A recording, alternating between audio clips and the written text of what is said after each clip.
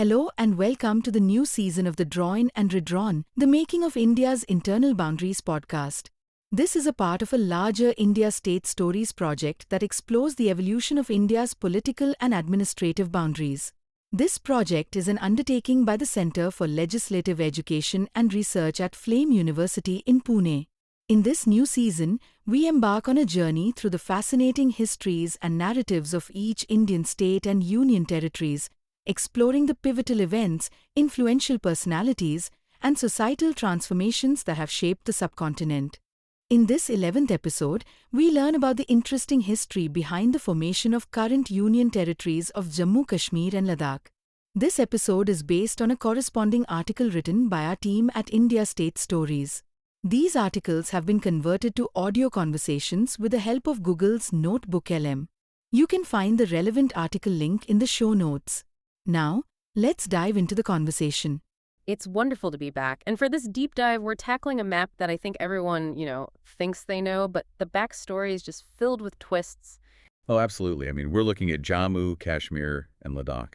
And just to set the mood, I want to start with a quote I found. It's from the poet Amir Khusrau, talking about Kashmir. He said, "If there is paradise on this earth, it is this.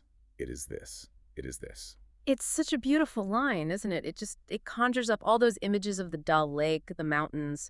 But historically, that paradise has been, a very busy intersection. That's what struck me. We tend to look at maps and see these solid blocks. But this region is really a triad, right? You have three incredibly distinct cultures all converging. Precisely. It's a triad. You have the Hindu traditions deeply rooted in Jammu. Then you have the Muslim culture, which is so central to the Kashmir Valley. And then the part that's often overlooked, the Buddhist influence in Ladakh. So the mission for this deep dive, I think, is to answer this one huge question. How did these three completely different pieces get cobbled together into a single state? Because it wasn't a natural evolution. No, not at all. It was a construction. And the glue holding it together wasn't some shared identity. It was a conquest and, believe it or not, a literal transaction. A transaction, yes. We're going to get to the literal receipt that created the state. Money actually changed hands. But before that moment in 1846, we have to look at the deep roots. We do. To understand the purchase, you have to understand the property, so to speak. And Kashmir is unique here. It is, a historian's dream. Right. The source mentions this text, the Rajatarangini from the 12th century. That just blew my mind. Usually, for a history that old, we're piecing things together from pottery shards. Exactly. Kahana's Rajatarangini is a continuous historical record. It's not myth. It's a chronicle of dynastic politics under Hindu and Buddhist rulers. It gives us a baseline, a sense that this region has always been in flux. So let's fast forward a bit through that flux. The baton gets passed quite a few times. We have the Muslim sultans coming in around 1339. And that brings in this foundational Islamic influence, which changes the social fabric. Then the Mughals take over in 1586. And the source calls this a kind of golden age, doesn't it? Architecture. It was, and crucially, it's when the Sufi tradition, which was introduced earlier by figures like Nun Rishi, really cements itself. This blend of Islam and local culture, what people call Kashmiriyat, becomes a hallmark of the valley. But then, empires decline. The Afghans roll in around 1752, and the source basically calls this a period of instability. It was chaotic, a time of harsh rule, and that chaos, it paves the way for the next major shift, the Sikhs. In 1819, Maharaja Ranjit Singh's forces annexed Kashmir. Okay, so let's unpack this Sikh rule. It lasts until 1846. The source says there were administrative reforms, which sound good, but it also mentions religious persecution. So it's a mixed bag. A very mixed bag. The Sikh Empire was efficient, they were great state builders, but for the Muslim majority in the valley, it was not an easy time. There were restrictions. And this period, it sets the stage for the one event that defines the modern state. The purchase. This is the part I'm still trying to wrap my head around. The transactional nature of it is just startling. It's the pivotal moment. 1846, the Anglo-Sikh War. Okay, so the Sikhs lose to the British. The British now control all this land, but they don't keep it. They sell it. Correct. They sell it to the Dogra Raja Gulab Singh. Now, he wasn't some random guy. He was a former general for Ranjit Singh, the Raja of Jammu. He was a major regional player who played his cards very carefully during the war. And the price tag, I have to say it, is so specific.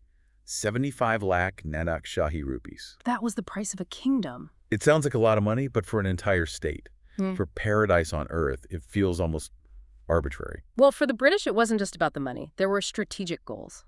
By selling the land via the Treaty of Amritsar, they achieved three things. First, they totally weakened the Sikhs, who they had just beaten at the Battle of Sobron. Right, kick them while they're down. Exactly. Second, they created a buffer zone. This is the era of the great game, you know. The British were worried about Russia and China, so having a friendly princely state there was a brilliant security move. And the third reason? The third reason was simple: to recoup their own war costs. The East India Company had to balance its books. So let me get this straight. The British get their money and a buffer state.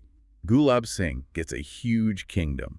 And just like that, Jammu and Kashmir become one political unit. That's the synthesis moment. This is when they are stitched together. But wait, we're forgetting the third leg of the stool, the triad.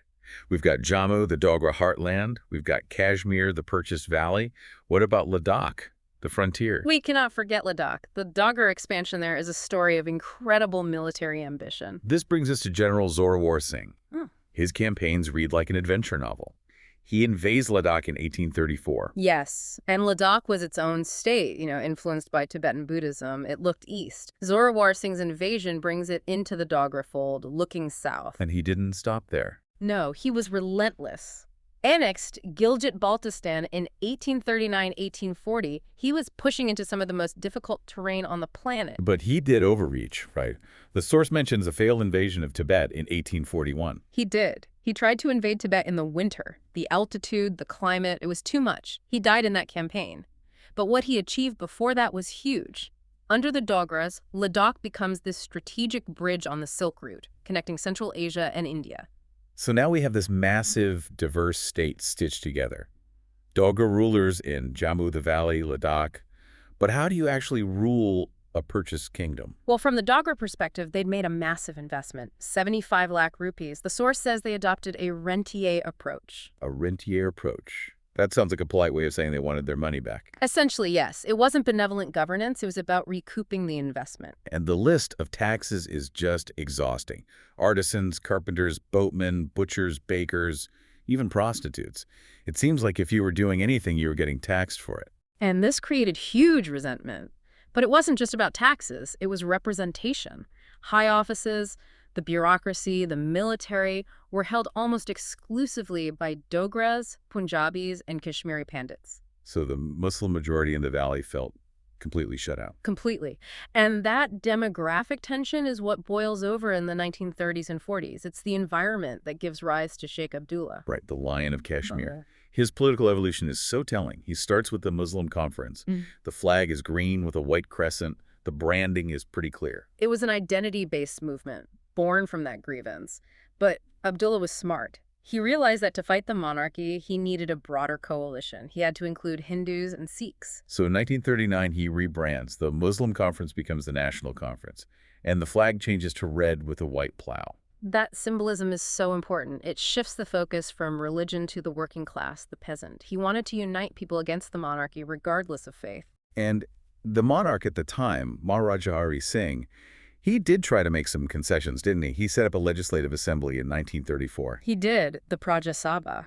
But Sheikh Abdullah called it a mock show. It had very limited powers. Most members were appointed. It was just window dressing. So the stage is set. A rentier king, a taxed populace, a rising political movement demanding quit Kashmir, and then 1947 hits. The year everything changes. Partition. The source paints a picture of Maharaja Hari Singh as being in a really tough spot. A huge dilemma. Think about it. On one side, you have India, which is democratizing. He's a monarch. He doesn't love that idea, especially since Congress was friendly with his rival, Sheikh Abdullah. And on the other side, Pakistan, an Islamic state. Exactly. And he's a Hindu ruler of a Muslim-majority state. He worries about his dynasty. So he dreams of a third way, an independent kingdom, a Switzerland of the East. That's such a fascinating what if. It is. And Jinnah actually made him a pretty good offer to join Pakistan. Oh, yes. Complete internal autonomy.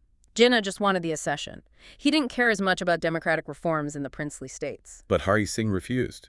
He even dodged a meeting with Jinnah, saying it was for health reasons. It was a stall tactic, a desperate attempt to buy time. But time ran out. August 1947 passes. The violence starts. It begins with internal revolts in Poonch and Mirpur, which were backed by Pakistan. But the real turning point is October 1947. The invasion.